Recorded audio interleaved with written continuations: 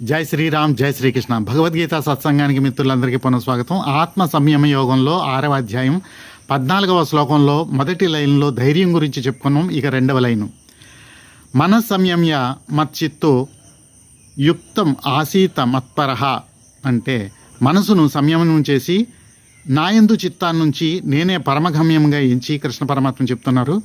అలాగే యుక్తం ఆసీత మత్పరహ, యుక్తం అనే దాని గురించి చెప్పారు, అంటే తెలివిగా ఉండమని. ఇది మెళకువకు సంబంధించింది. అంటే మనం ధ్యానం చేస్తున్నప్పుడు నిద్దట్లోకి వెళ్ళిపోకూడదు, మెళకువగా ఉండాలి. ఆ మెళకువని మీకు అందించడానికి నేను వచ్చాను అని సద్గురు కూడా చెప్పారు. స్వామి వివేకానందుల వారు పూర్వనామం నరేంద్రుడప్పుడు చిన్నపిల్లాడిగా ఉన్నప్పుడు రామకృష్ణ పరమహంస అడుగుతారు, నువ్వు నిద్రపోయినప్పుడు ఏం జరుగుతుంది అని.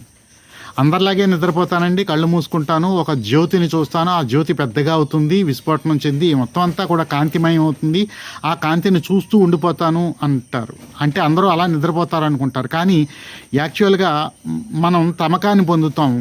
అలా తమకాన్ని పొందకుండా తమసోమ జ్యోతిర్గమయ, ఆ జ్యోతిర్గాన్ని పొందాలి. అప్పుడు మృత్యోమ అమృతంగమయ అనేది ఆటోమేటిక్గా మనకి వస్తుంది. ఈ ఋషులు నేర్పిన పాఠం, దీని ప్రకారం ఆ వేద సారమే భగవద్గీత. కాబట్టి ఆ భగవద్గీతలో కృష్ణ పరమాత్మ చెప్తున్నారు, యుక్తం ఆసీత మత్పరహ అంటే ధ్యానం చేసేటప్పుడు నిద్రపోకూడదు, మెళకువగా ఉండాలి.